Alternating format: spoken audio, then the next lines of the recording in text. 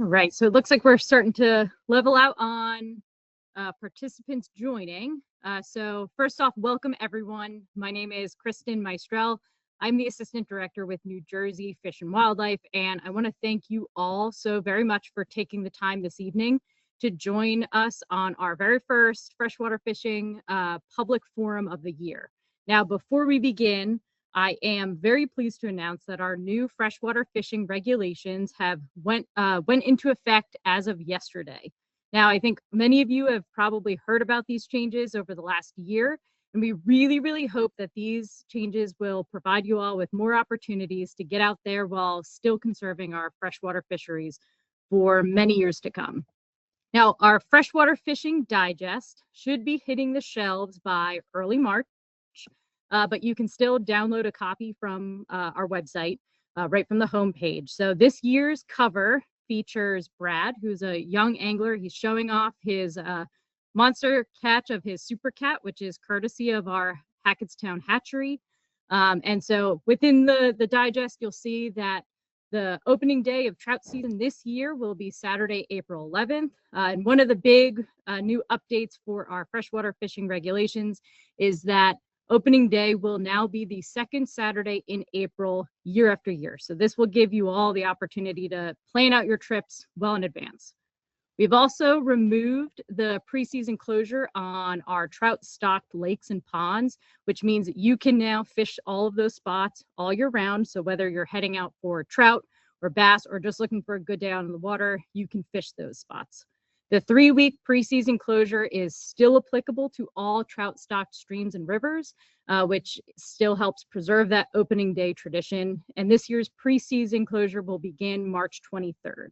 Now, we have added 23 new small ponds across the state to our trout stocking program. You can check those out. They will be highlighted in red in the Freshwater Fishing Digest.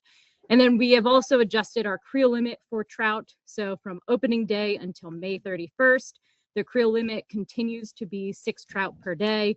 But for the rest of the year, the creel limit has dropped down to 2 trout per day. The lake trout regulations have been changed to allow for more harvest at Round Valley and Merrill Creek Reservoir, and there is no closed season there. And Round Valley and Merrill Creek also are now managed under the Lunker Bass regulation set.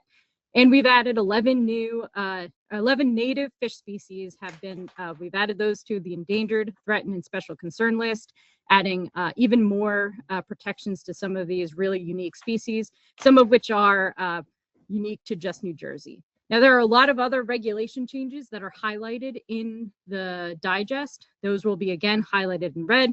So make sure you take a look before you head out there. And with that, I wish you all good luck this year, and I will hand it over to Sean Krause, our Bureau Chief of Freshwater Fisheries. Thanks, Kristen.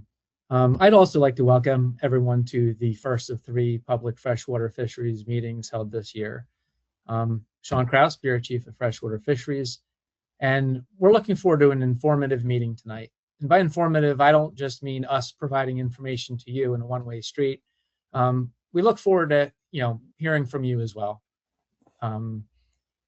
This meeting is going to focus on our warm water and cool water fisheries resources across the state. The 2 additional public meetings that we're going to hold virtually, let me just explain those for a minute so you can better be prepared for this one. The second meeting that we're going to hold on March 11th will be our annual public trout meeting. That'll also be held on a Wednesday evening, March 11th. So with that said, please hold your trout-related questions for that meeting. It'll give you a great reason to attend.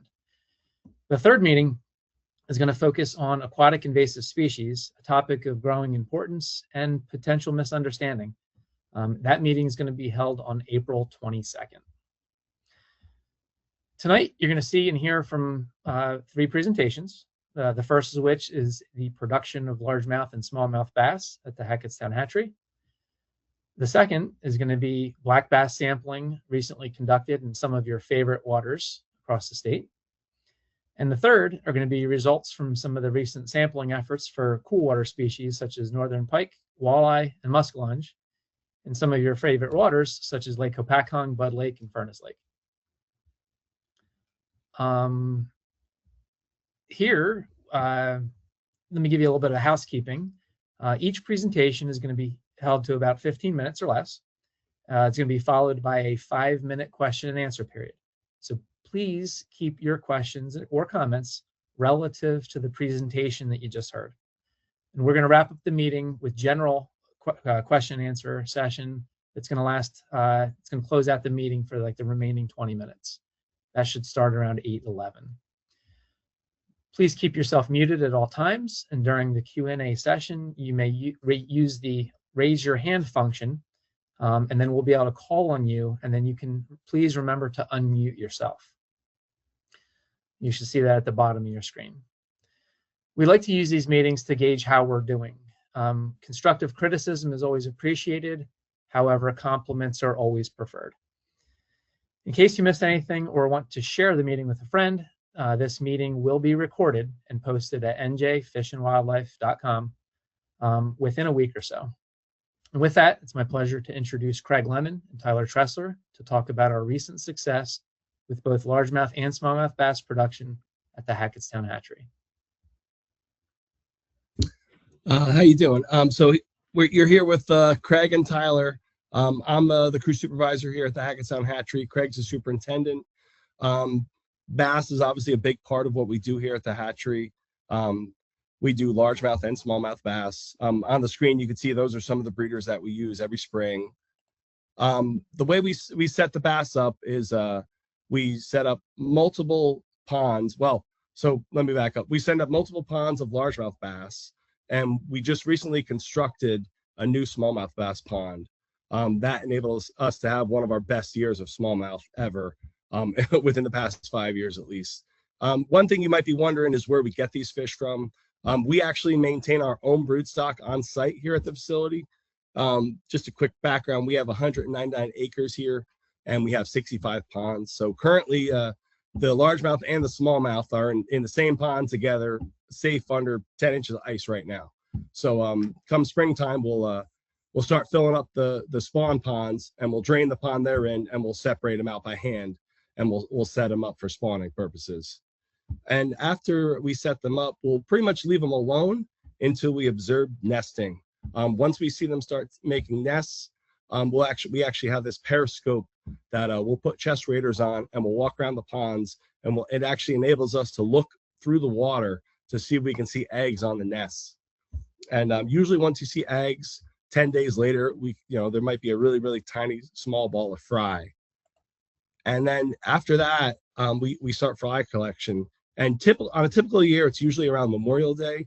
Last year, because we had such a warm spring, it was actually a month earlier than we were anticipating. But luckily, our guys noticed it, and we actually collected all of our smallmouth bass in 2 days. The smallmouth spawned early, and luckily we caught them in time. I say luckily we caught them in time because when the fry hatch, they're small, and so they're easy to catch with the same net. If they get too big, then it's really, really hard to chase them around the pond, and then you got to drain the pond to catch them. What we want to do is catch the fry ball right when they're above the nest, so they're really easy to move. And that goes for smallmouth and largemouth bass.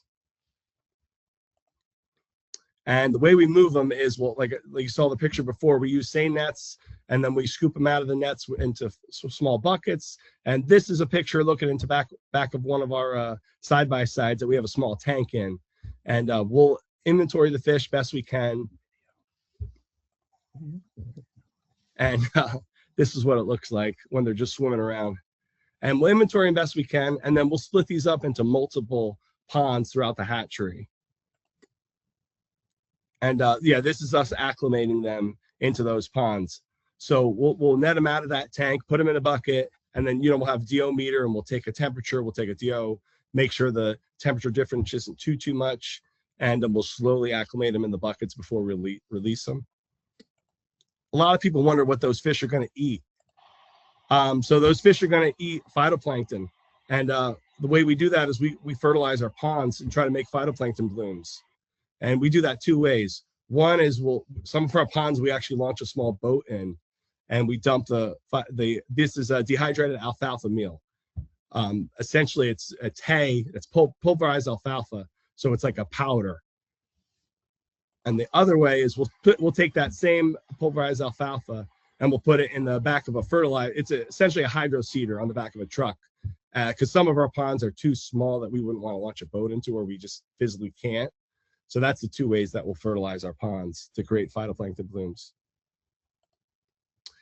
And then once they get to be about 1.5 inches, we start draining the ponds. If we don't do it, if we let them sit any longer, they'll start cannibalizing. So it's a real fine numbers game of, 20,000 bass can turn into 10,000 bass really quick. And that, yeah, you want to talk about this? Yeah, this is something, everybody says it's a numbers game. Why do you stock 300,000 1.5-inch fish? Like Tyler said, it's cannibalism. Like you might have a pond where we set up 50,000 of those little fry, and we do this, if it's not sunny and we don't have photosynthesis and our phytoplankton's not converting to zooplankton, the way it should, then all of a sudden, once one starts eating each other, then that fish doubles in size, and all of a sudden your 50,000 fish is down to 10,000.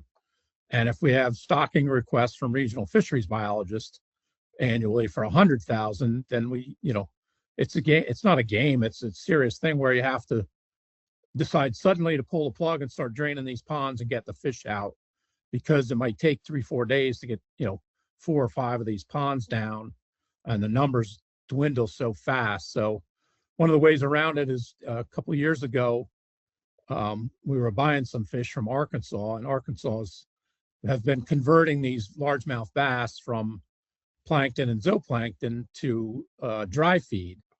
We tried it the first year. We're using brine shrimp, which is the way we convert our muskies, and we had minimal success. We tried it with smallmouths 2 years ago with no success. We kept them alive for a little while, but then they started eating each other. But last year we had pretty good success with both. On the phone, which we talked to the Arkansas, the good old boys and girls from Arkansas, and they were like, "Oh yeah, we use canned chicken." We're like, "What? What are you talking about?" And so we bought a couple of cases of canned chicken, and you add it to, you mix water in it, and then we were using one of those turkey basters. And for the first 3 days, when you bring the fish in from the ponds, you put that canned chicken in with some dry food mixed, and those fish went nuts over that. They would tear it apart like a school of bluefish on bunker. And we've been working on it. We did it for the first time. We tried like 10 days of it, and they got too used to eating the chicken. The next time we tried it for 3 days and cut them off, and we did real well with that. So the other great thing about that is once they're converted to a pellet, then they eat pellets, and they'll eat them the rest of their life, the rest of the time that they're at the hatchery. And you can grow them pretty fast inside. One of our bigger issues too is Tyler said we have 60 ponds here, but they all have their uses for different. We're raising 15 species, so we're raising them inside, and they're out there. They're actually out in the building right now. Yeah, this is from last week. We took a photo of the largemouth and the smallmouth. Are gorgeous. People think they get bleached out from being indoors, but obviously the coloration's really nice, and they're like 5 inches right now. If they were out in the ponds right now, currently the ponds are iced over, but in a couple of weeks we'll get 50 to 100 common mergans or ducks in here as soon as the ice goes off, and they would pound on these fish like crazy. Well, now we've got thousands of them in the building here, and they're out, they're basically under a net because they're under a roof. So we're going to wait for the mergansers to migrate, and then we'll put these fish out in the pond. And here's a video of this is, the fish on the left side, the ones that are not currently flopping, are these fish. Largemouths out of the building, the pond today. These will be the fish that we put out probably mid-April when the ducks leave, and then they'll stay in that pond outside until October, and they'll be the 6 to 8s. You can see some of those are chunky, really beautiful, nice looking, 8-inch fish. And this is that smallmouth pond I was talking to you about earlier, and our smallmouth bass stocking numbers. It's pretty obvious to see here. There's a huge difference this year, and that difference is what you see in the picture. That was the pond. So when the hatchery was built, it was mainly built for trout production. So this pond actually was 3 smaller, narrow ponds, similar to a raceway. Picture 3 raceways in a row, but they were earthen raceways. Over the past 2.5 to 3 years, we've been slowly chipping away at these dikes that separated these ponds. We were finally able to finish it last fall. We were able to rent a much bigger dozer, and we were able to actually finish it because we were really getting discouraged. As you can see our numbers there, we were really getting discouraged with our smallmouth production, and we knew we had to make a big push to do something different.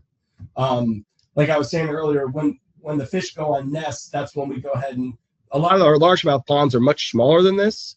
Like we have five or six largemouth ponds that they spawn in. Smallmouth, all our ducks in one basket. This is our only smallmouth pond. So as you can see how big it is, you can't just walk around this and look for nests. So we actually had a guy out in a kayak there looking for nests. He's out there looking for fry right now. That's what he's doing. So that's why he's out there. And so obviously it was a success. We're hoping for a repeat for this year. We're going to try to do the exact same thing we did.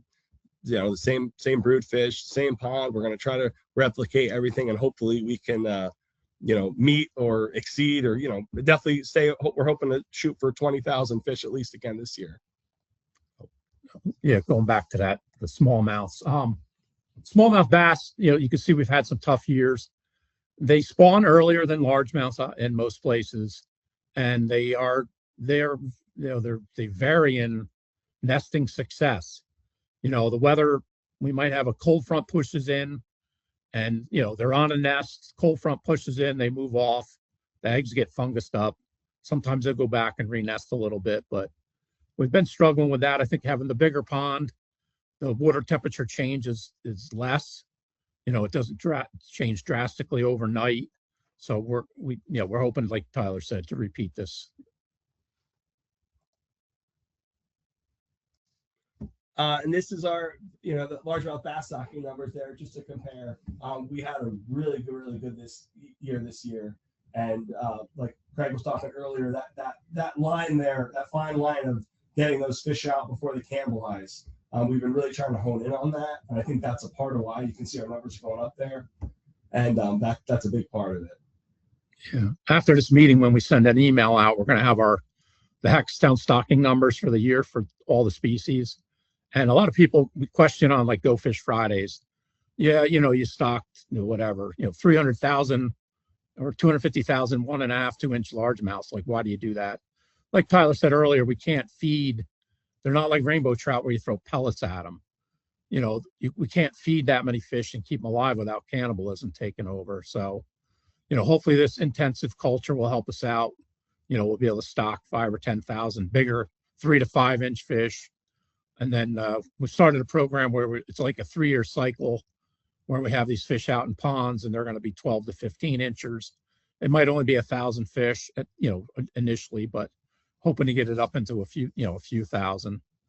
But I just was talking just for this meeting, I texted somebody in New York State, and they said, about stocking these big numbers of small fish. Well, I know a bunch of people were just at Oneida Lake ice fishing for walleyes. And the only stocking that happens in Oneida Lake is they stock 150 million fry, which you could put them in a garbage can. That's how small they are. But and the other question is, why do you stock largemouth bass? Most states don't stock largemouths because they naturally reproduce, and they're managed by our regional fisheries biologists, the populations, to where they stay good. But some of the reasons we do it, which you'll see in Eric's presentation is, we may supplement stock for weak year classes when the regional folks are out, doing sampling. They might just drag a shore seine and get a pile of bluegills, small bluegills, but no largemouths. So we would supplement that water body. We restock a few water bodies a year that had like a dam failure or maybe a dredging project. So a private company went in and took the fish out. So we restocked that. Urban stocking program that I mentioned, we're kind of hoping with the 23 new trout waters to piggyback onto that in June with stocking some of these catchable sized largemouth bluegill and channel cats.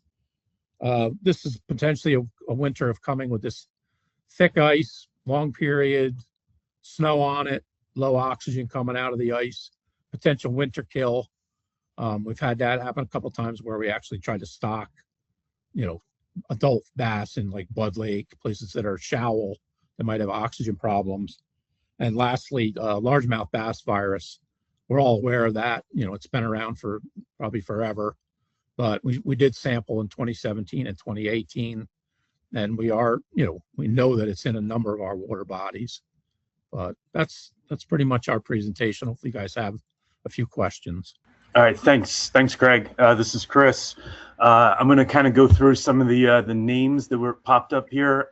As Sean mentioned, everybody when we started the talk. I'm going to call on everybody as the hands went up. Once I call on you, you'll be able to unmute yourself and then ask your question. All right. The questions, we're only taking questions right now for this talk for Craig and for Tyler about bass production at the hatchery. All right. So the first person was Ali, and I apologize if I butcher anybody's names. Ali Ramadan.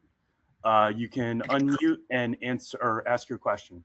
Hey, how you doing? My name is actually Ali's. That's how you pronounce it. But I have a question for you stated that you get the bass from Arkansas. What strain of bass are you purchasing from over there? And are you looking to get anything of sort for like a lunker share program type, like F1, any other type of strains of bass? Yeah, at this point, we're not. Like Texas has that lunker bass program where you bring a bass to the state and they spawn them and all, but we don't. I think the strain for Arkansas is similar to ours. It's a northern strain fish. I don't think they may sell the Florida strain, but we haven't messed around with that. That's a small number. We're only buying it's like 8,000 fish. So out of that 300,000 fish we stocked this year, only 8,000 of them were from Arkansas. Oh, okay. Okay. So you're not looking for like a quality type of, you're not looking into the quality of the fish. You're mainly looking for a numbers game. No, that's why we're trying to grow bigger fish. That's one of the things we try here is to, even with all our species, to try to grow them bigger. Obviously, they're going to survive better in the wild the bigger you get them. But you probably won't see a hatchery that's raising 15 species with 5 employees in the country. So it's a balancing game. Like I said, most states don't raise largemouth bass. You do have Florida and Texas, that have that. They have a longer growing season. We have a 8-month growing season where they have a potentially 12-month growing season. That's a big part of it. Yeah. All right. I was just wondering if you guys will ever look into incorporating a program like that, a lunker share program where, people catch something over the average that we catch out here, which is like maybe like a 7 to 8 pounder, and you could try to get the qualities of that fish out of that fish and try to preserve that. Biologists would decide that, but you always run into handling it, problems. How do you get it from the lake to the hatchery without stressing it, but it's a great idea, and it may happen down the road. Yeah, it's something I'm really looking forward to eventually, And I can chime in too. That question has been asked a number of times in the past, and kind of part of it had to do with logistics of the program of something like that, and just not having the capacity. And I think a lot of it is it's more of a PR. It's a public relations campaign, that Texas runs, for the most part. So from what I understand, they have a massive hatchery that is just dedicated to raising largemouth bass. Yeah. That's our biggest problem is we're being pulled in so many directions. Not that it's a problem, but it's an issue. The next person is Luke Ledrapier. Luke? Hey there. Good evening. Can you hear me? Yes. Hey, thank you for the presentation. That was really good. I guess I'll keep it short. So you had a huge uptick in smallmouth bass stockings or production. What are you gonna do with all the excess, or is that just going to get distributed to the same locations, or what are your thoughts there? I don't think there was excess. So we weren't meeting the stocking requests made by the fisheries biologists. Oh, nice. Okay, so that's basically where it was allocated originally. Nice. Yeah, there'll never be an excess. Well, I shouldn't say that. We always hope there's an excess, but Yeah. between Chris and Eric, if we ever told them we had 10,000 extra, there'd be a place to put them. Nice. All right, thank you. And also just want to comment, like stocking small fish is preferred. I do like that, honestly. Yeah, we're grow put up. grow and take on almost all Yeah. with all our species. The rainbow That's trout are put and take. We want those fish to be caught. Mhm. Our species may not be legal for 3 to 5 years, so they get acclimated to the wild before they're caught and kept. Yeah, that's really cool. Thank you. Next up is Ivy Nightingale. Can you hear me? Yes. Hi. Awesome presentation. I really love this. I have 2 questions. One was you've mentioned that you feed the smallmouth bass plankton, correct? Mother Nature grows the plankton. Yes. We don't feed them that. Yeah. Oh, you don't give them like access, like fertilize like the lakes with that or anything, right? No, Like, just the ponds and the hatchery. Yeah. alrighty, because my question with that was like, wouldn't that aggravate like algae bloom? Oh, So yeah. that was one. We're The trying other to create that. Yeah. The other question was what was it? It was vegetation. Oh yeah, cannibalism. You mentioned like the fry will end up eating each other because they're basically in a small enclosure, and they get so hungry they'll start eating each other. I was wondering, has anyone ever tried to implement like some kind of vegetation or hideaways within the tanks just to help them hide and give them some surface area? Just to mimic like their original habitat. Would that perhaps help? Like with Yeah, them? it would be hard to do in the ponds. We try to create these plankton blooms, which would cause the ponds to darken up, Yeah. and in a good year, you can keep these plankton blooms going for 30 to 40 days if the sun shines, and photosynthesis happens.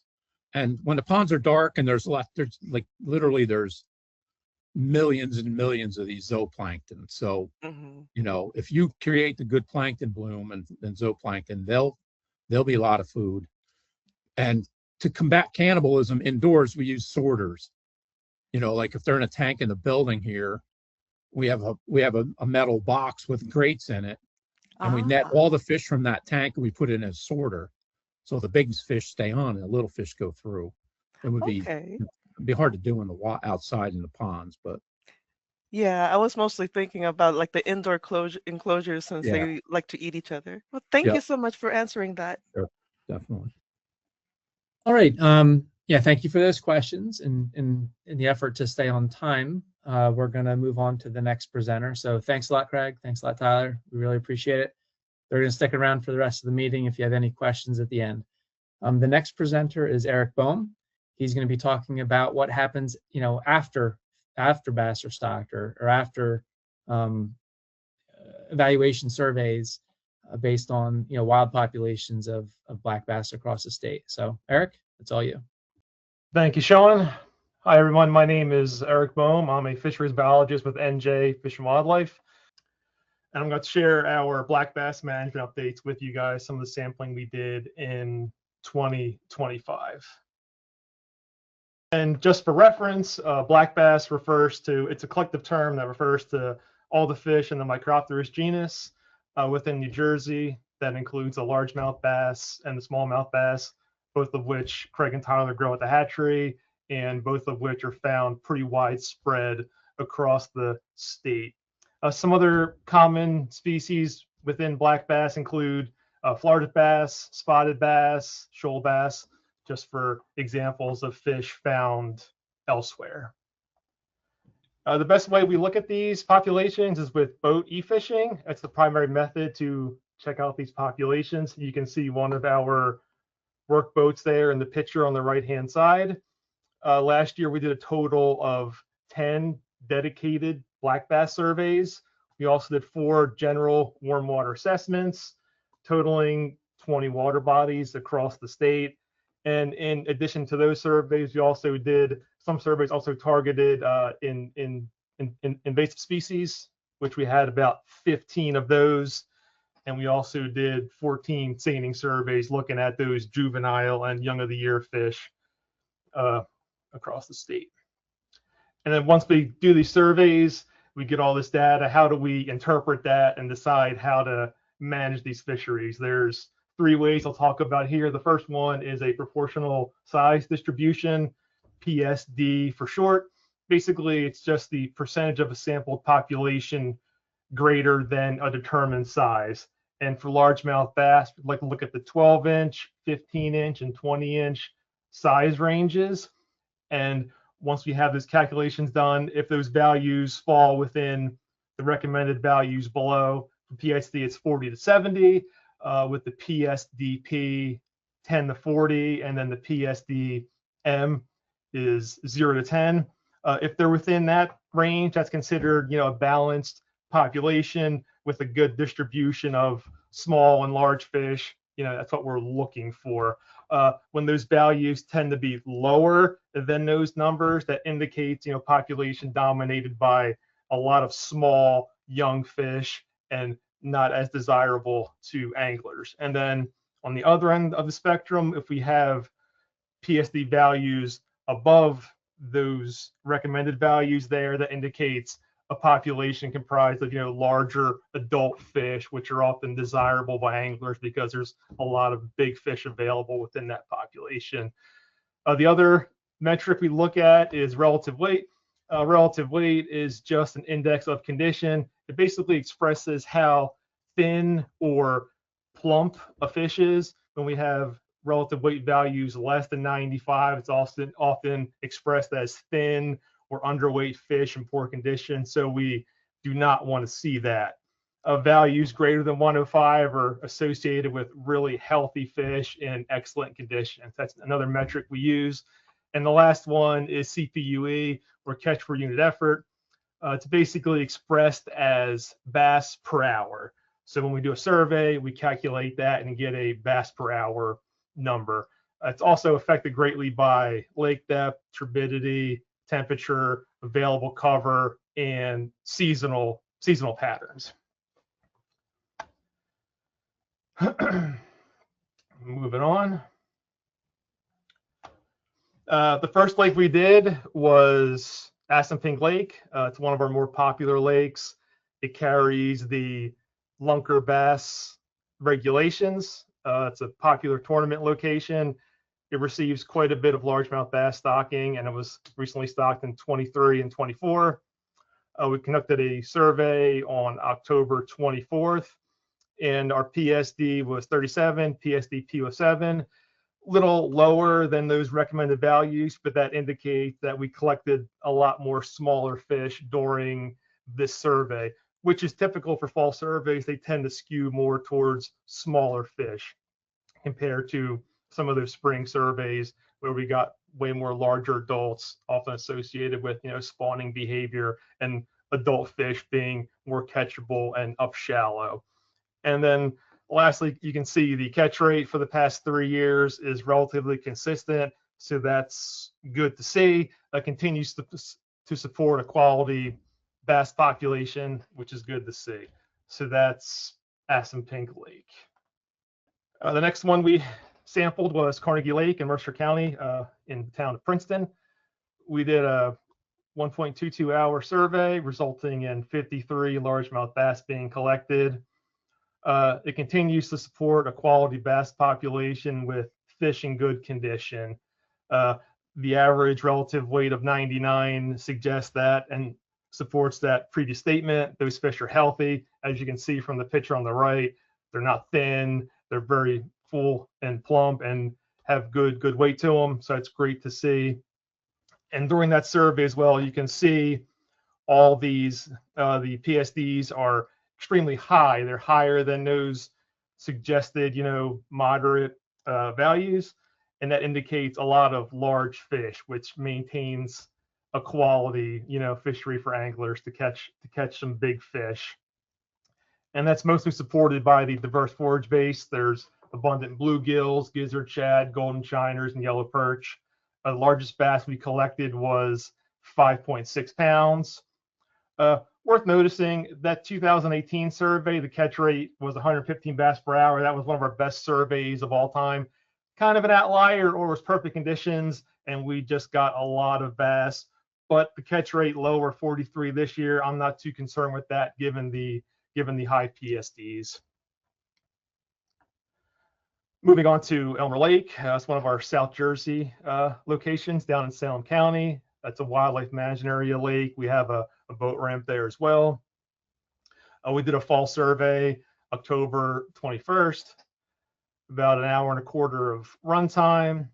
We got 46 bass greater than the 8-inch stock size, a PSD of 67, PSDP of 39. Those both fall right within that, balanced recommended value range, indicating a stable population with fish in good condition, which is always great to see. And then the catch rate remained relatively consistent.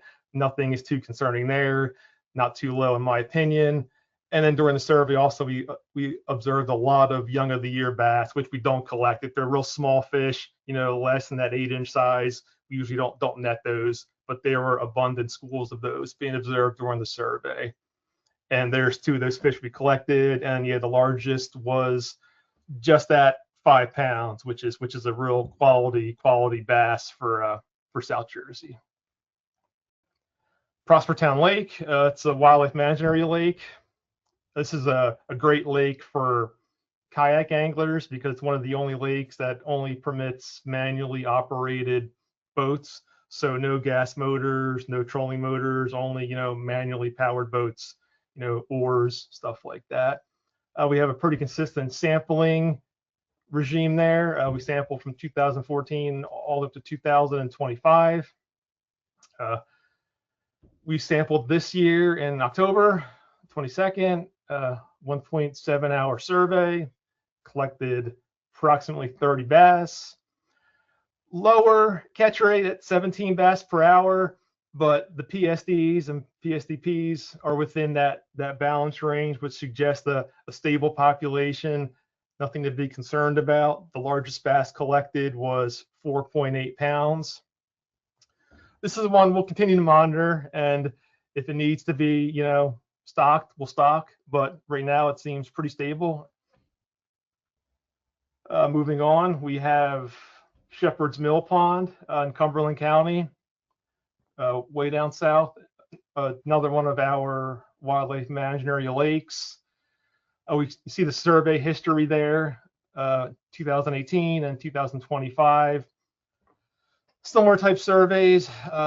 What's noticeable is the catch rates for both locations, 21 and 25 bass per hour, not really high. And the PSDs as well, they're pretty low. If you recall, the recommended PSD values were between that 40 and 70 when I first started presenting. The PSD of 21 is pretty poor, and that suggests the population comprised mostly of smaller fish, which makes sense. When our survey, the largest bass collected was, maybe 1.88 pounds. So yeah, 13 inches, not a very big one. The previous survey in 2018 or in 2018, we had a couple, 5-pounders, which kind of skewed it. But this is one where we'll conduct a spring survey to maybe better target those adult fish. Time of year can affect sampling. During the spring, if those large adult fish are spawning, they'll be up on the banks to be collected way easier, versus in the fall, they can sometimes go out deeper and just not be collected with our sampling methods. But again, it's a great place to go. I mean, if you just want to catch, a decent number of bass, they'll be legal size, but you probably won't encounter any, real quality fish there right now, given the current state of the fishery.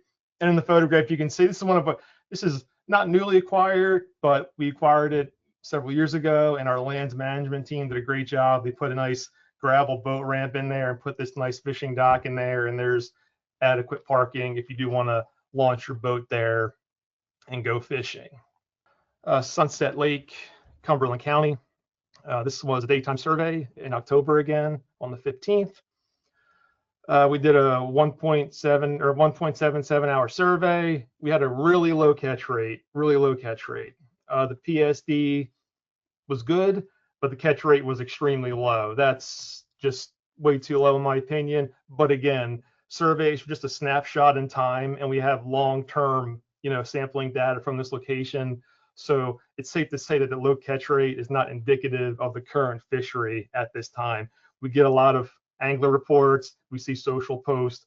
Guys, there's quite a few tournaments there. They have good results. It just was not a great survey. It was stocked with largemouth bass in 2022, 2023, 24, and 25. We'll continue to monitor the population. Some of the things impacting it or affecting it might be common carp continue to be abundant, and they're a nuisance species. And this is one too where we also, snakeheads were confirmed there in 2013, and during this survey we also collected 5 snakeheads which were destroyed. The largest you can see in that photograph there was 25.5 inches and almost 6 pounds. Hey, Eric, I'm just going to give you a time check here. Okay. You're out of time. If you want to just breeze through the next couple of slides with just the highlights, that would be great. Sure. Sorry about that. Hamilton Lake, basically a low catch rate, but we sampled it quite a bit, and the population has remained the same over time. Decent PSDs, but the PSDPs for larger fish are low, indicating a population comprised mostly of smaller individuals. We stocked it with largemouth bass in 2025, and we'll continue to monitor this one. Grenlock Lake, Gloucester County. It's a small impoundment. Was last sampled in 2012. We went out there and last year.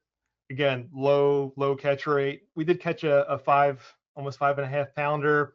This one we need to do some more assessment on, but we stocked it this year. I'm going to recommend continual stocking next year, and we'll continue to re-evaluate. That's Grenlock Lake. Salem Canal, again, we did inventory in 1999. We have a long sampling history there. Did a lot of supplemental stockings in the past. Wildlife management area boat ramp. This is one of those kind of joint surveys where we did invasive species and bass surveying at the same time. We went out there in September. It was pretty challenging. Low water made it difficult to access a lot of stuff.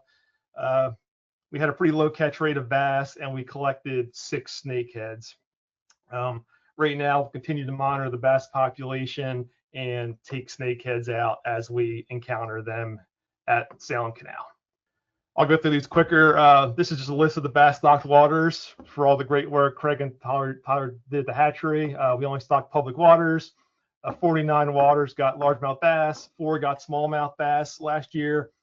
These are a list of the waters, and as mentioned before, the annual stocking summaries are available on our website on the Hackettstown State Fish Hatchery page.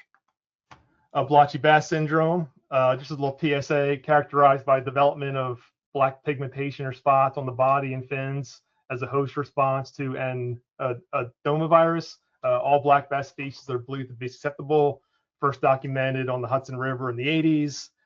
Pretty widespread across the state. Fish less than 7 inches tend not to exhibit the condition, and as of right now, it doesn't appear to be harmful, but it's still unclear. But we encounter a lot of fish with that on there, and they're perfectly healthy. They just have that wild coloration to them.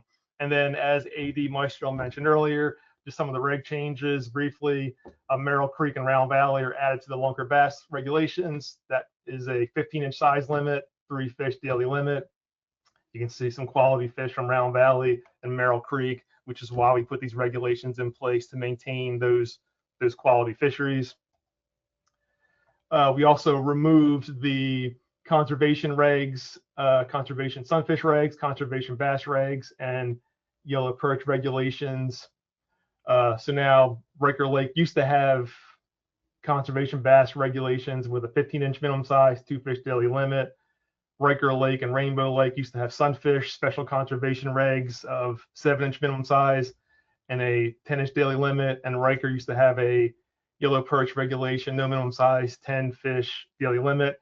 Now, both those waters now carry the general bass regs and general panfish regs, which you can see right there. And again, yeah, the preseason, 3-week preseason closure has been removed on trout stocked waters, provides great angling, increased angling days on previously restricted waters. And briefly, just a list of some of the locations we're planning on getting out to next year. It's not a complete list, but if you're interested in any of these waters, tune in next year and we'll have some sampling results to share with you guys. Again, thank you for your time. Sorry if I went over, but we'll take any questions you guys have now. Thanks a lot, Eric. Yeah, in the essence of time, I think we're going to just skip the questions right now and jump to our next presenter. So the next presenter is biologist Justin Rozema, and he's going to give some results on the Coolwater species sampling conducted in 2025. Hey, good evening, everybody. Can you guys, Sean, can you just confirm that you can see my presentation and you can hear me? Loud and clear, and looks great. Awesome. That's fantastic news. All right. Again, thank you guys so much for coming out tonight and having the opportunity to, we have this opportunity to share our, a lot of our work that we've done with you guys, and an opportunity for us to communicate together on, a lot of really interesting fisheries that we have throughout the state. Again, my name is Justin Rozema. I'm a senior fisheries biologist working with Fish and Wildlife. I'm our Coolwater fisheries specialist, and I'm going to be talking to you guys a little bit about some of the sampling work that I've done over the past year.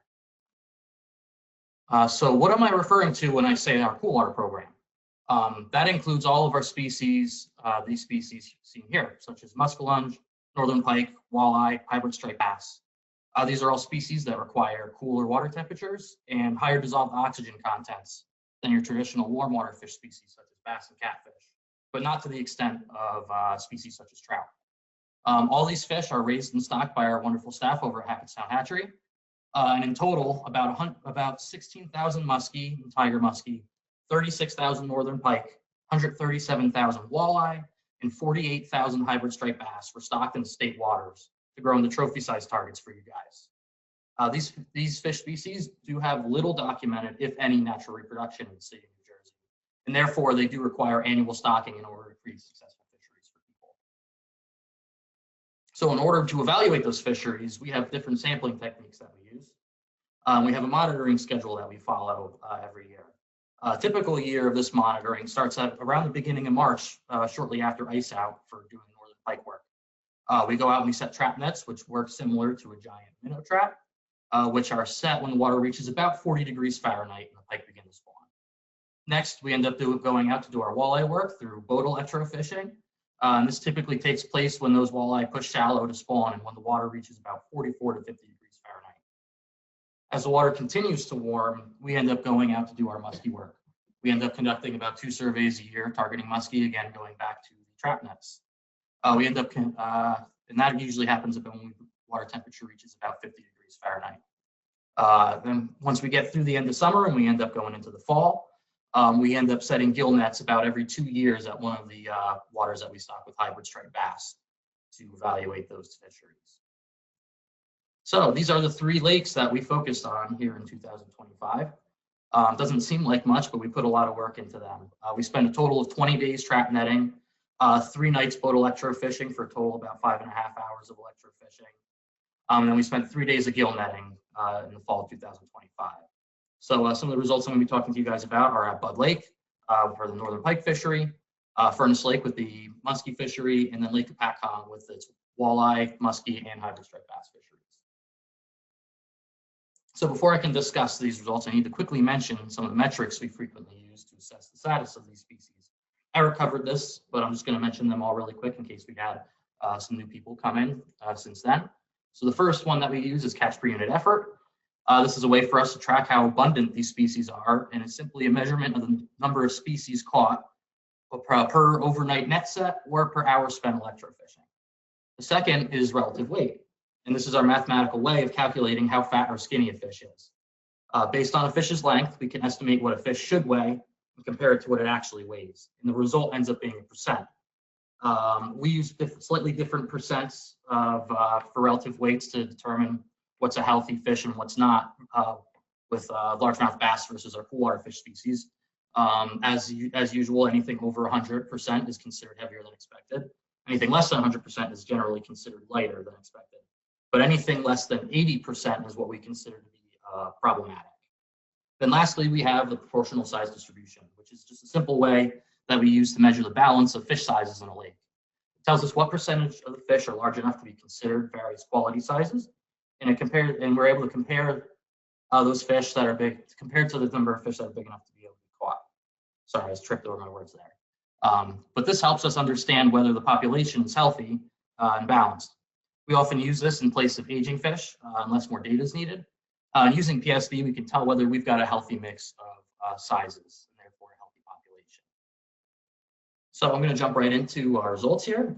Let's jump right into Budd Lake here with our northern pike fishery. So during the previous assessment of Budd Lake's northern pike fishery, which happened back in 2016, it was thought that the high abundance of pike may have been negatively impacting the population and causing stunting. Therefore, the stocking rate of northern pike was reduced here from 10 per acre down to 5 per acre in 2019. This year, or in 2025, last year, I should say, fisheries biologists teamed up with Hackettstown Hatchery to better assess the northern pike fishery and evaluate the stocking rate change to see if anything has improved. Since Hackettstown Hatchery sets trap nets here to collect brood stock every year, we were provided with a unique opportunity to do a little bit more in-depth data analysis here. Northern pike catch per unit effort ended up remaining identical between 2016 and 2025 surveys, which suggested that the drop in the stocking rate didn't negatively impact catch rates. This catch per unit effort of 8.3 fish per net is noticeably above New Jersey's average of 2.6 per net. Some lower catch rates were observed at Budd Lake in between those two surveys. However, it seems that those low catch rates were likely attributed to the mild winters that happened, causing the run of pike to be a little bit more difficult to catch. The average relative weight, as you can see in the blue highlight, ended up dropping between the two surveys, with male northern pike dropping in relative weight more than females. However, these values still remain above 80, which means that they're still acceptable. However, a drop of nearly 10 points could be concerning if this trend continues with further monitoring, and it could warrant additional investigation.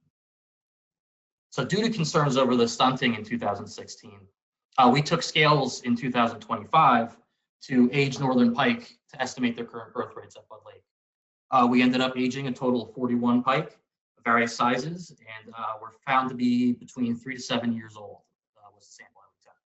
Since male and female pike attained different maximum sizes, we assessed them separately.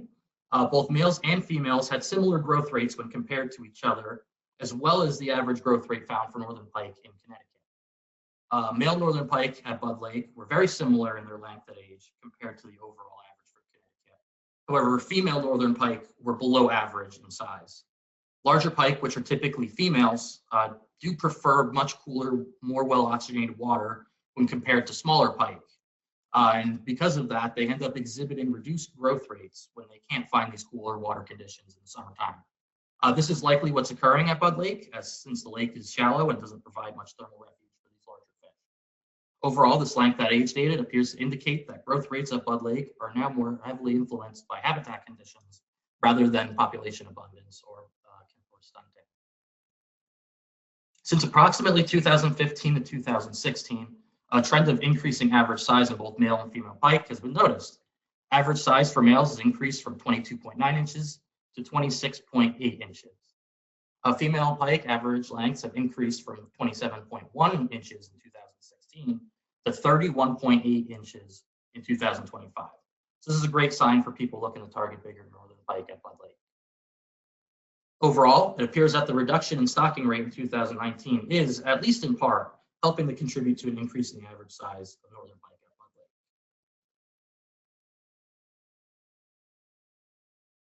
Lake. Moving on to Furnace Lake.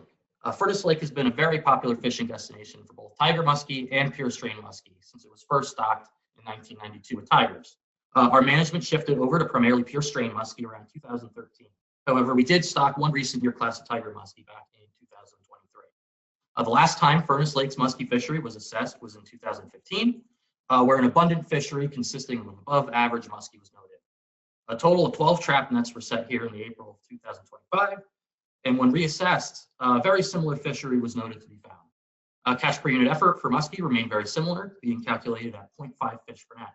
While this sounds low, Pennsylvania's standard for muskie fishery is actually 0.25 per net. So Furnace Lake's catch rate is technically double the standard. Six total muskie were caught, all pure strain, no tigers, but a few angler reports in the past few years indicated that a few tiger muskie are still present, especially from the 2023 stocking. All 6 muskie were greater than 30 inches in size, and 2 muskie captured were larger than 38 inches. While it appears that the average relative weight for muskies dropped, this is more likely due to the ratio of females to males, as females hold a lot more egg mass. And therefore, we're working with a small enough sample size of only 6 fish, where this ratio ends up mattering as you end up seeing a big shift based on your ratio of females to males.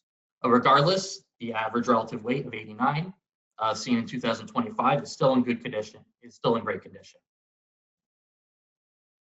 Overall, Furnace Lake continues to provide a great fishery for anglers and appears to be fairly stable right now. The small size of this lake makes it very accessible to anglers and those looking to land their first muskie. Now, before I move on, I just really quickly wanted to re-mention a relevant regulation change that's been mentioned a couple times. Starting in 2026, all lakes and ponds that are stocked with trout are now open to not only trout fishing, but all fishing. This means that places that are both trap stocked and contain cool water fisheries that were previously closed are now open for the 3 weeks before opening day. This includes Furnace Lake, as well as Little Swartzwood Lake, Lake Muskellunge, and Potash Lake, which is connected to Pompton Lake. So now moving on to Lake Hopatcong, the big one. Lake Hopatcong is New Jersey's largest lake. It boasts a very diverse fishery, especially for cool water fish species. Lake Hopatcong has tiger muskie, pure strain muskellunge, walleye, and hybrid striped bass, all stocked here. Assessments for each of these species were attempted in 2025. So let's start with muskie. A total of 20 trap nets were set over the course of 10 days of netting and looking to assess this fishery.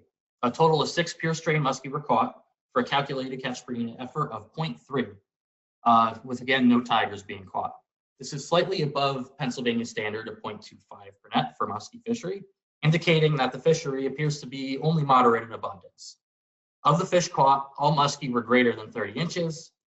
2 fish were greater than 38 inches, but were also greater than the memorable size class of 42 inches. In addition, while we were nighttime electrofishing for walleye, we ended up capturing a 51-inch muskie that weighed so much that it bottomed out our scale that we had brought with to measure walleye that night, which meant that it was greater than 33 pounds in weight. It shows that muskie are growing the true trophy potential here. In the bottom right there, Eric is holding that behemoth of a muskie there. So yeah, here's a couple photos of the muskies that we got out of Lake Hopatcong. This fishery does continue to be a quality trophy fishery, with fish growing to sizes that rival many other fisheries across the country. Now, onto walleye. Walleye were for the first cool water fish species stocked into Lake Hopatcong, which ended up happening first in 1991. We spent a total of 3 nights electrofishing and about 5.5 hours of time electrofishing for them in mid-April, targeting the spawning time frame to maximize the number of fish caught. However, this work differed from the work done in 2014, which was done post-spawn and spread out through May and June. Since walleye congregate during the spawn, our catch rates were way higher in 2025. We weren't able to compare them between the 2 surveys. Catch rates from trap netting and gill netting, which I'll talk about in just a second, were very similar between surveys and suggest that the population of walleye in Lake Hopatcong is likely to remain at a steady high abundance. In total, in electrofishing, we captured a total of 320 walleye. Of these, almost all fish were over 15 inches in size, which makes sense since we were targeting mature spawning fish. In addition, 41% of these walleyes were over 20 inches in size, with some walleye captured being over 25 inches, and the largest captured being over 28 inches. The graph on the left is the number of walleye caught by size. Each little column there is a little 1-inch size group. The majority of walleye caught, as you can see there, is between 18 to 21 inches. However, a good number of fish greater than 22 inches were also seen. Overall, a lot of quality walleye were captured in Lake Hopatcong, and it continues to provide one of the best walleye fisheries in the state. So lastly, let's talk about hybrids. In October of 2025, we set gill nets via our standard sampling protocol to sample hybrid striped bass. We set a total of 6 gill nets off the main lake points and at some historic set locations. However, our 2025 gill net survey only caught 3 hybrid striped bass, with 8 total being caught across all of our sampling efforts for the year. Similar difficulties have been seen when we were doing lake inventory work back in 2013 and 2014, which only caught 22 hybrids across all sampling efforts as well. So I'm trying to still figure out why these surveys are unsuccessful at this time. However, instead of hybrids, a good number of walleye were captured in the gill nets. Catch rates for walleye were very close to work done in 2013, as you can see from the blue highlight, and are above the standard of 9 per net that New York uses to determine a high abundance fishery. Size structure data remains similar between surveys as well, which provides further evidence that while the walleye fishery here has remained in stable condition. So because of the lack of success in capturing hybrids in 2013 and 2025, more work is needed to characterize the fishery here. I'd really like to complete a successful survey next year, as this information would be very beneficial in providing a baseline assessment that could be compared to in future surveys. Thankfully, angler reports have been consistently positive and have expressed really great things about the hybrid fishery here. So there's very little concern right now over the fact of any declines or any worry about the fishery. If anybody fisheries for hybrids at Lake Hopatcong in the fall and feels that they might be able to provide a little bit of insight, certainly would like to speak with you. Please feel free to reach out to me at a later time and we can talk about their behavior in the fall. Now, for those of you that attended the forum last year, you'll remember that we stocked Monksville Reservoir with hybrid striped bass back in 2024. In 2025, we stocked an additional year class of fish into Monksville Reservoir. A total of 3,674 hybrids were stocked. These fish averaged about 6.5 inches in length, which is slightly longer than the 4-inch average that is stocked in all of our other primary waters in the hybrid program. All these fish were additional surplus from Hackettstown Hatchery, so it didn't affect any of our other hybrid stockings. And both these stockings are currently being used as a trial to see how the fishery ends up developing. So if any of you happen to catch any of these fish, I would be very interested in hearing about it. Send any email reports to my email listed below there. If you have an accurate bump board and scale, any lengths and weights on these fish could be very useful in tracking their growth and health over time. And with that, we're currently only a few weeks away from the start of our Coolwater sampling season. Right here, these are the current waters that are scheduled to be sampled over the course of 2026 in the spring and fall. If you're interested in any of the results from these coming surveys, please tune into next year's forum to learn more about them. If you have any questions, including those of you that might be watching from a recording later on, please don't hesitate to reach out to me at my email address below. Thank you so much. All right, thank you, Justin, for that presentation. Great job and great information. We'll be able to take a couple questions right now for Justin's presentation, and then we will open up the floor for questions about any warm water issues or from any of the presentations. So first up, we have Chuck M. Hey, I just wanted to take a second just to say thank you to all you guys for everything you guys do. And I'll leave it at that, okay? But thank you very much. Right. Thank you. Thank you very much, Chuck, for the good words. Much appreciated.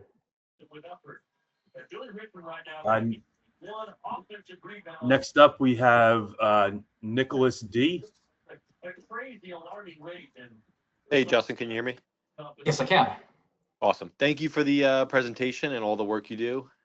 I just wanted to ask if just throughout your surveys and all your research, if you had any like actionable advice for a walleye angler, just maybe something that we're not thinking of, or in terms of patterns or conditions or anything like that.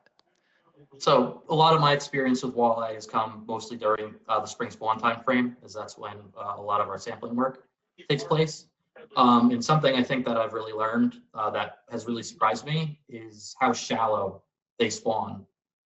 Something that I really didn't know was really when you're targeting their spawning grounds, which is a lot of gravel and rock shoreline.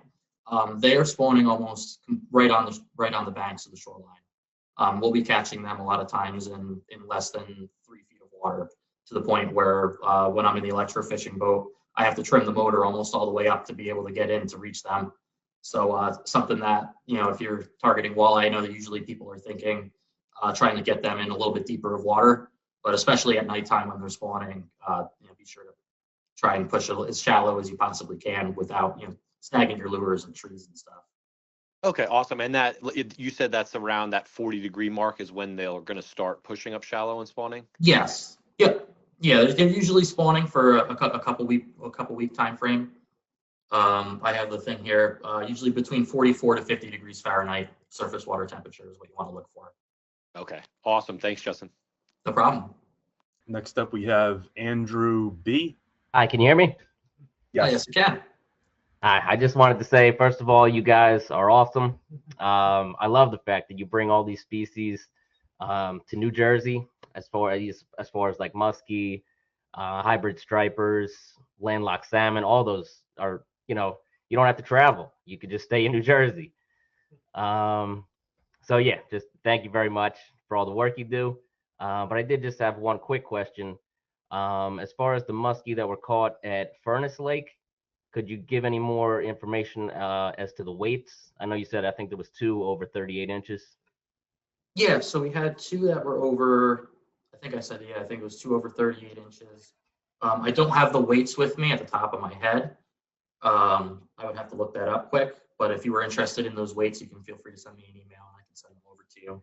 If I had to estimate, they're usually, a 38-inch fish is usually somewhere in the about 10-pound range, just coming off the top of my head. Okay. All right. Thank you very much. Yeah, no problem. Okay, next up we have Brian M. Brian, you can unmute yourself. Hey, how you doing? I just wanted to ask about the if there was any information on any progress on Greenwood Lake as far as access to New Jersey for New Jersey anglers. I know they were having some issues there. I was just wondering if you guys know of any improvement as far as maybe a public ramp or something like that they were talking about. Yeah, I'm not sure if anybody else wants to chime in, but I know that it was a little bit of a while ago now at this point for me, but I saw what's called a lands management review come across my desk for a design at Browns Point that they were developing. That's the latest that I've heard, but that was about 2 years ago now at this point. So I'm not sure where that stands now. Justin, I can jump in on that. This is Dave. Thank you, Dave. Yeah, we're actively working on a boat ramp at Browns Point. We're in final design for that, and it'll go out to bid shortly.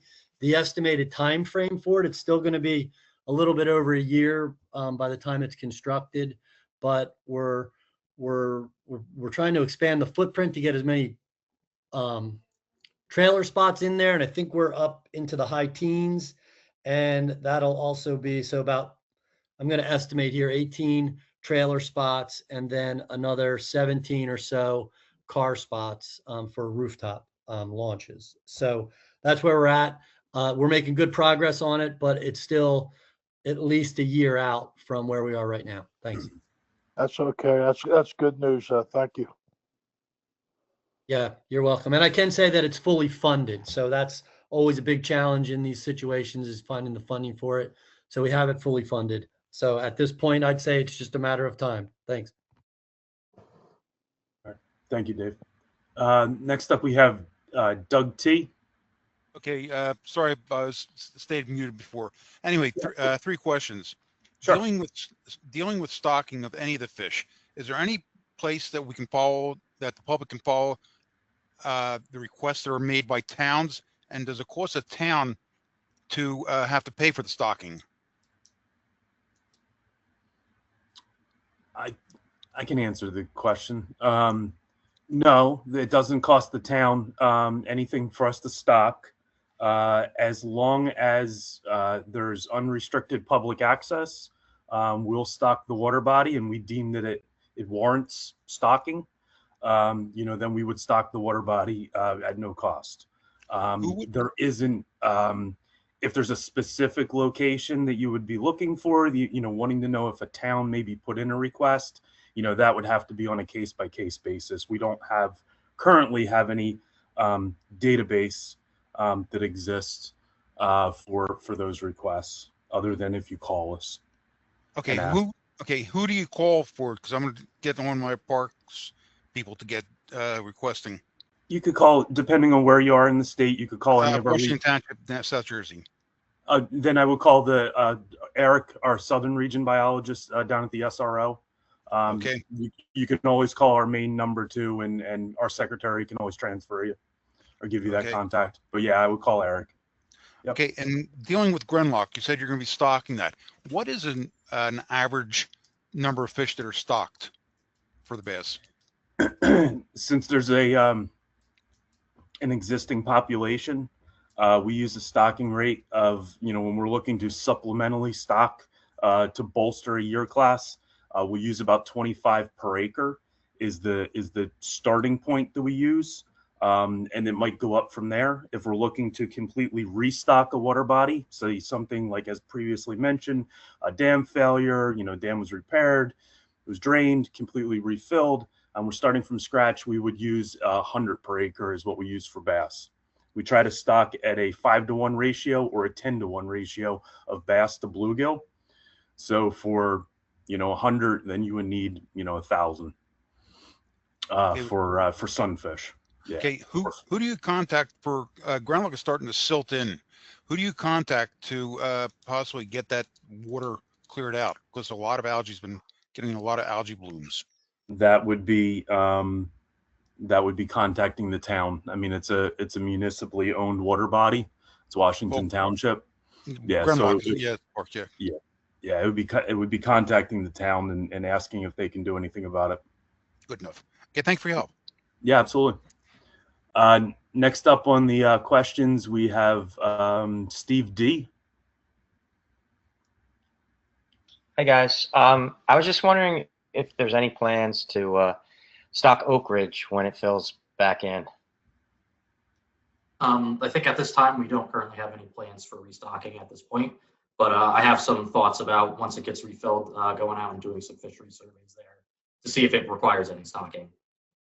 Going out and doing a little bit of largemouth bass and smallmouth bass sampling there whenever we get there.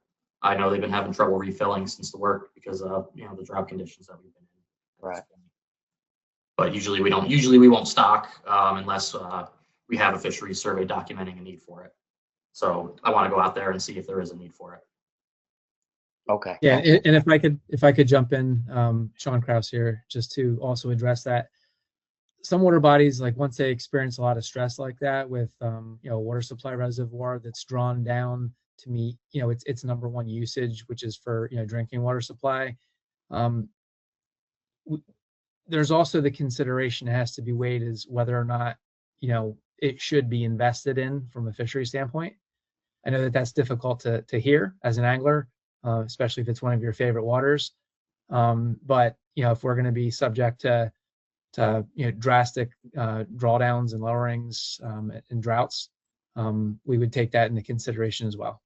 Okay, and I think go ahead. Yeah, I was just going to say we have about 10 minutes left of the meeting, so if anybody has questions across the board relating to cool or warm water fisheries, feel free to ask any of them for the remainder of time here. And I was going to make a suggestion too. If any of the staff that are on here, the biologist, if you do at this time want to share your camera, just so the participants are able to put a face to the voice and know who you're talking to.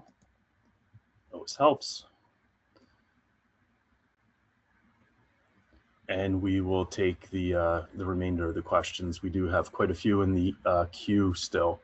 I believe we called on Steve already. Next up is Reuven M.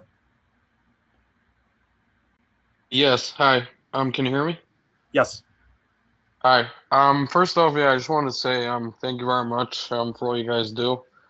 It's greatly appreciated. That's number one. Number two is I heard a while ago something about the Muskellunge Reservoir in Monmouth County being stocked with walleye. I think it was, if I remember correctly, I saw in the it was a while back. It was about, I think, in like 2016, 2017. Digest, something about it. You guys were considering stocking it with walleye. I was wondering about that. Yeah, I can answer that really quick. At this time, we're not really looking at stocking it with walleye at this point. I know in a couple of our previous management plans, and some of our discussions, like internally, there's been a couple ideas about stocking walleye that may have, made it out to the public at this point. But at this time, we're not really looking at doing that at this point. I think we're Okay. primarily focusing on it being largemouth bass and smallmouth bass fishery at this point. With Okay, and some additional yes. hybrid striped bass and surplus muskie being stocked at this point. Okay. Thank you. I had one more question. Lake Shenandoah and Lakewood. Sorry. I understand they were redoing the dam over there, and like the whole lake like flooded out or something. I was wondering like when it was being refilled or what the story with that was, like if it was getting restocked or something. Yeah. Yeah, I can chime in on that one. Yeah, the dam totally failed. They were doing like a restoration project on it, and then we had some of those big flooding events with big rainstorms coming in, and the dam totally failed. So they're way behind schedule. I don't know what their new timeline is, but it's not going to be up in time this year probably to receive any stockings at all. So I would anticipate it being down for at least this year until they get the dam rebuilt. And that's owned by Ocean County Parks and Lakewood Township. So if you have questions, I would give them a call to see if they have a time frame as far as getting the dam construction completed for Lake Shenandoah. Okay. Thank you. Yep. All right. Thank you for that question. Next up, we have Robert K. How you doing? My question is about you're stocking bass and trout both in Grenlock Lake. And I've always read that it wasn't a good idea to stock them together. So can you give me some information on that?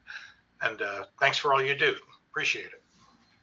Yeah, sure. I don't think the trout affect the bass fishery much at all, to be honest. Again, Grenlock's far enough south where, as Craig mentioned before, it's a put and take fishery for the trout. So we stock them in the spring, and then usually by the summertime, by July, those water temperatures get high enough where they're lethal for the trout. So we encourage anglers to catch them in the spring before it gets too hot.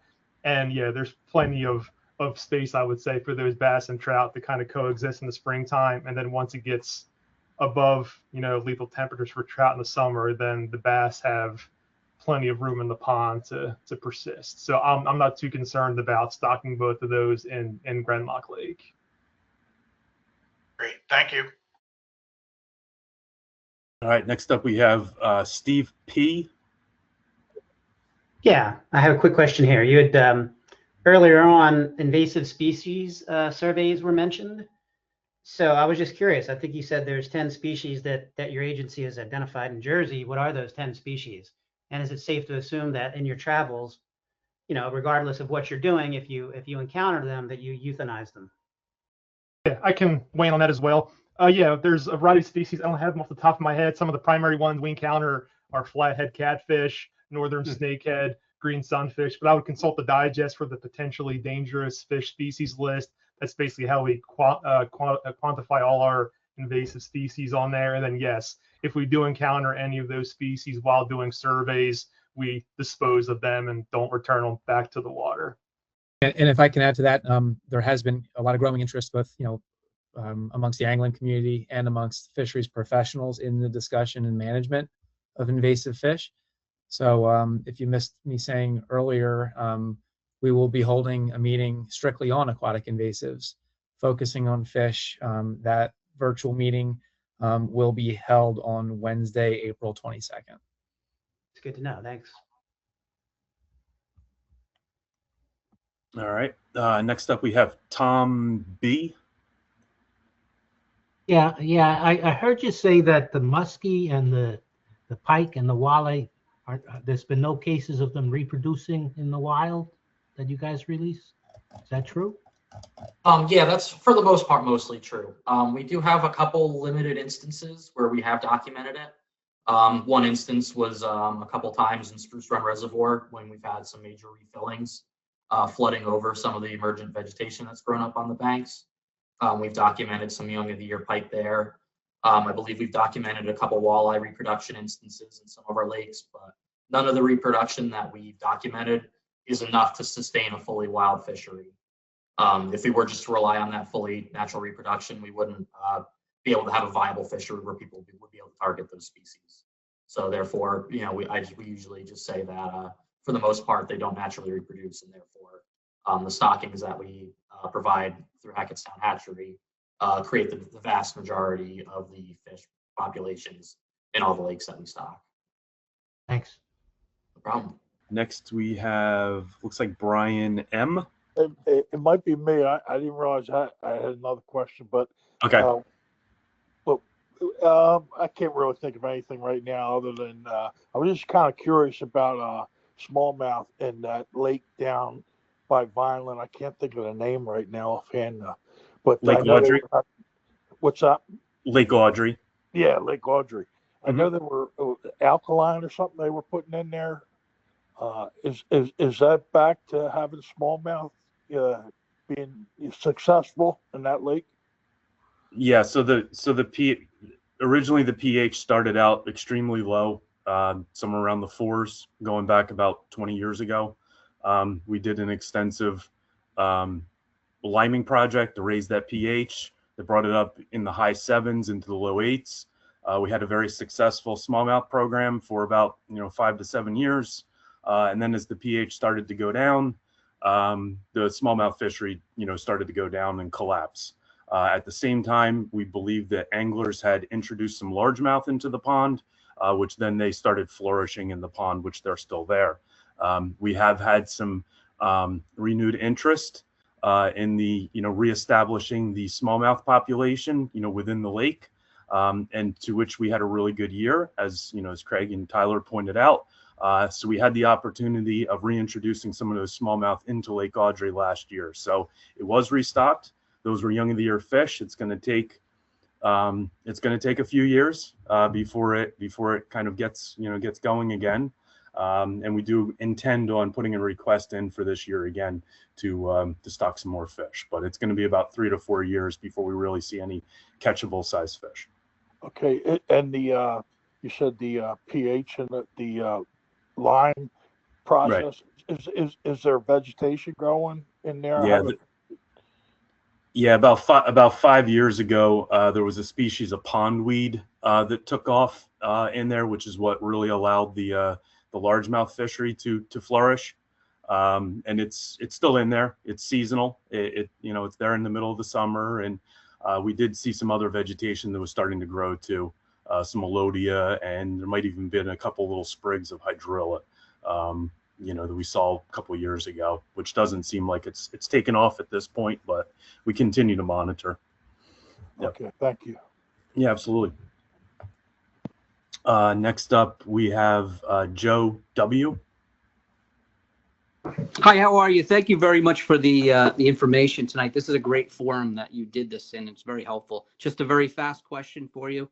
Do you have any referral lists or freshwater fishing clubs that you could recommend for people to get together and meet to fish? Thanks.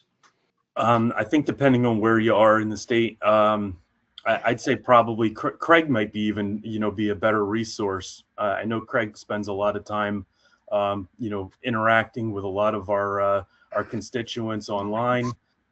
He might have a better handle on some forums and stuff that he could go in direction to find an organization. Great. I'm in North Jersey, Essex County. Okay. So thank you. It was Craig? Yeah, Craig Lemon with our hatchery. Yeah, okay. Reach out to Craig. Thanks. Yep. Let's see here. Next up, we have Patrick M. Yeah. I want to thank you guys for what you do. I've worked with some of you guys as a volunteer. I know Craig and Sean. My concern is, and I've brought this up for the last few years, is watching the weed eradication on the bigger lakes. And they seem to time that the same time as the spawn is going on. And I'm concerned about not only the weed harvesting, which, you do what you got to do. The spraying bothers me quite a bit, but the timing of it. I don't understand how they're getting away with doing this, because I've talked to the weed harvesters before about this, and they see quite a few fish go up their conveyor into the hopper. And, you know, it seems kind of throwing good money after bad if you're, you know, destroying the fishing resource and, you know, to try to control weeds. And I just want to know what you guys' take is on this. Yeah, thanks for the question. I guess in particular, is there like a specific water body that concerns you the most? Greenwood Lake is they're doing ongoing stuff with that, but Lake Hopatcong seems to be the last few years they've really got super aggressive in the spawning flats and everything, especially down around the state park and in the landing area there, and any of the spawning flats that they seem to come onto. I mean, going up from the main lake to Brady's Bridge up there is a huge spawning flat, and they seem to whack the crap out of that, you know, all the time. And it seems overkill that they're starting so early and they go well into the fall with this program. And like I say, I know they want to keep the waterways open, but there should be a little give and take with that as well, you know, so we can keep the resources well. And I mean, I don't know if you guys noticed that the water qualities have, you know, kind of went in the tank since they started doing all this stuff. But this is just, you know, my opinion, no scientific data or anything. It's just my observations. And, you know, I just was looking for a forum to bring this up, because I've talked about it, like I said, for the last couple of years, and didn't seem to get any, you know, feedback on it. Yeah, there might be, you know, others on this call, you know, other staff that can provide a better answer than what I'm about to say. But I know years ago there were, you know, agreements or documents, we'll say, arrangements where at Lake Hopatcong, you know, the weed harvesters were intended to like only mow lanes, essentially not you know, destroy entire areas, where there were some primary areas where it was intended to maintain that navigation. But you know, we can certainly work with you know, the folks at the state park. We can have open communication with that, with NJDEP Club, and with the, you know, with the commission. So yeah, we can certainly re-engage on that topic. I can say that there are also some projects underway up there to treat the harmful algal blooms. That's often a major concern. Swimming beaches being shut down, you know, in various places across the state. Right. So yeah, you can also keep your eye out for some treatments in upcoming years there that are, you know, intended to kind of curtail the harmful algal blooms, which bring on, you know, quite a few issues, you know, with boating and recreation. Right. Well. All righty. Like I said, I just, you know, wanted to, you know, voice my concerns, because, you know, doing this during the spawn seems just not very smart, but, you know, especially if you want, you know, the lake to basically stock itself.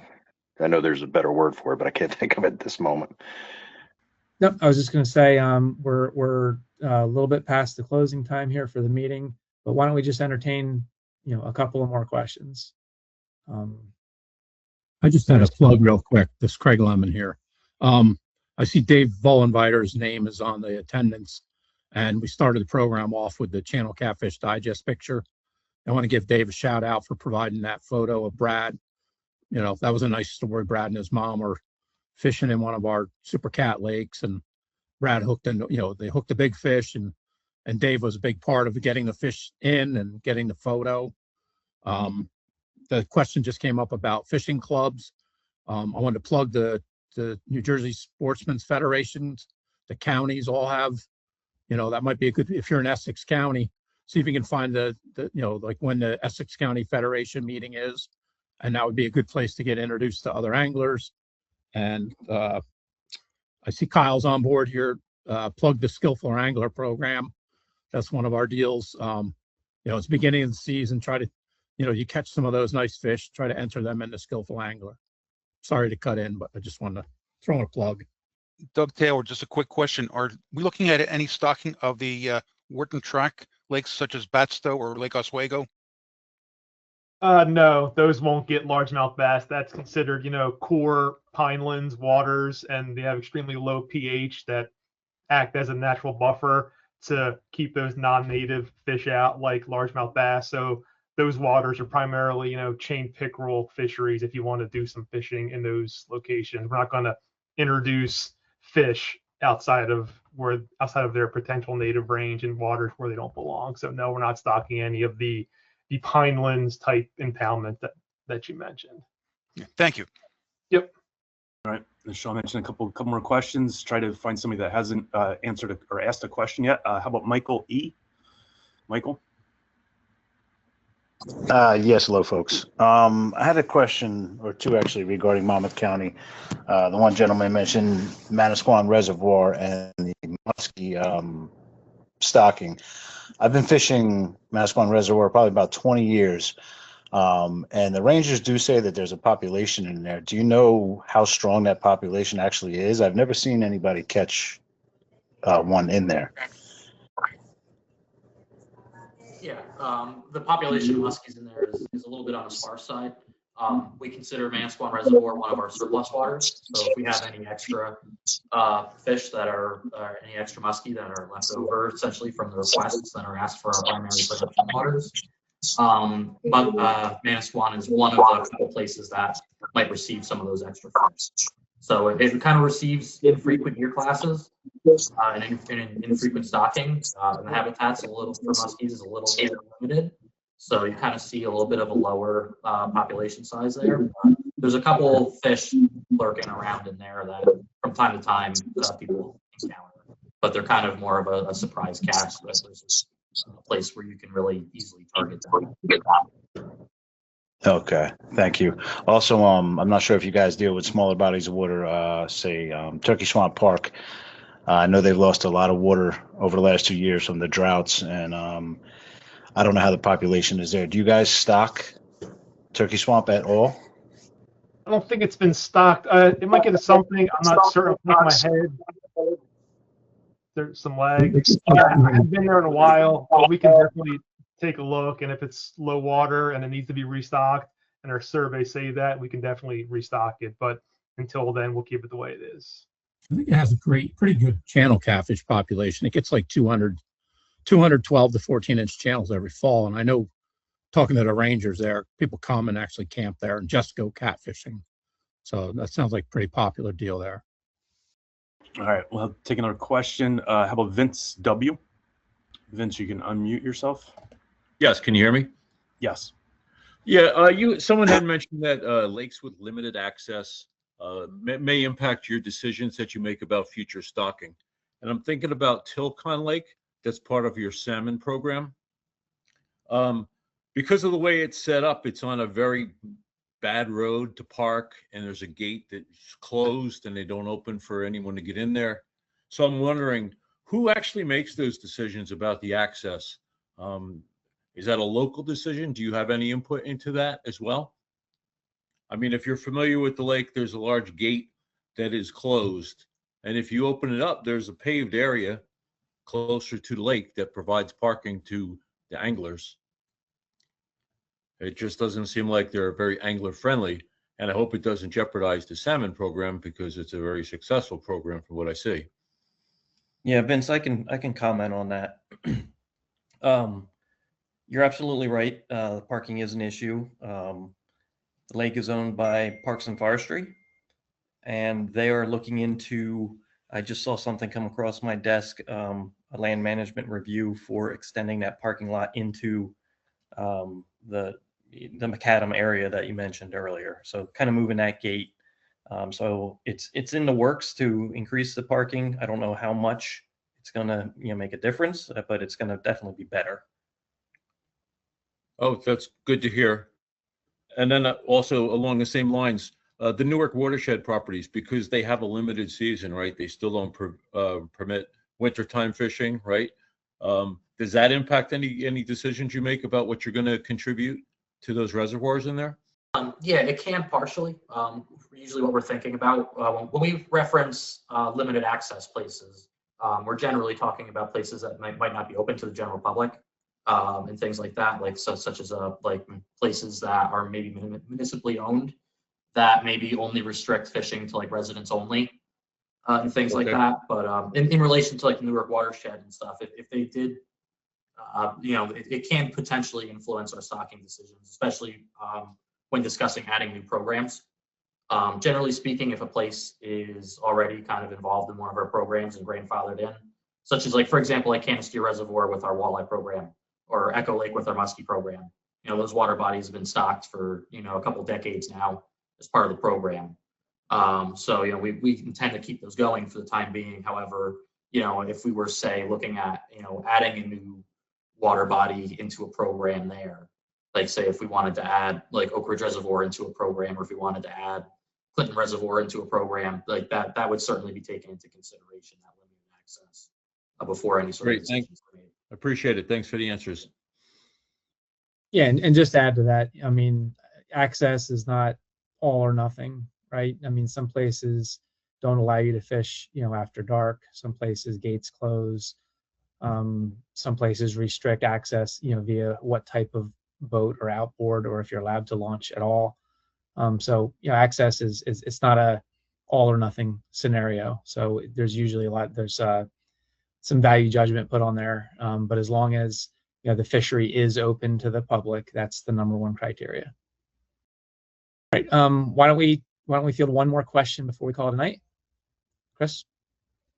Yeah, and it looks like most of the people I think I've called on already. So if there's anybody that I missed, I'm gonna, we'll just open it up. So just say your name and your question. Hello, my name's Dave. Thank you for all the information today. Somebody mentioned about surplus fish, and I've read in the past that surplus fish were going into the Delaware River. Are you guys still doing that? And what's your assessment of the Delaware River? Yes, so we are still using Delaware River as a surplus place for walleye and muskie at this point in time. I'm not sure if there's any others, Craig, if you want to chime in if I missed any. Yeah, we go all the way from the Milford Bridge up in Pennsylvania all the way down to Trenton Boat Ramp with, like walleyes, tiger muskies, channel cats. That's, a lot going to the Water Gap area. Belvedere are pretty popular, but there's always a surplus every year. Might be fry, it might be fingerlings. It's typically smaller fish that we just don't have room to grow in the hatchery building. But it's every year. We don't miss. There's no, and it seems like the fishery's great. The recent walleye fishing going on there is tremendous. You see some nice muskies. The catfishing, depending on where you're fishing, seems to be really good. Smallmouth fishing's great. So the Delaware seems to be in pretty good shape. All right, great. So I just want to conclude the meeting by thanking all staff, for all the hard work throughout the year to collect the data, to make stocking recommendations, to raise fish, to stock fish, to write reports, to present to the public. I really want to appreciate the angler feedback. The highest number that I saw tonight was 194 folks on the call. Your thoughts and opinions are important to us. So definitely keep that line of communication open. Hopefully this was a nice environment for you to become more comfortable with our staff. Feel free to reach out at any point in time. And tight lines to you, and hope you participate in the next 2 virtual meetings we have coming up over the next 2 months. Thank you, everybody.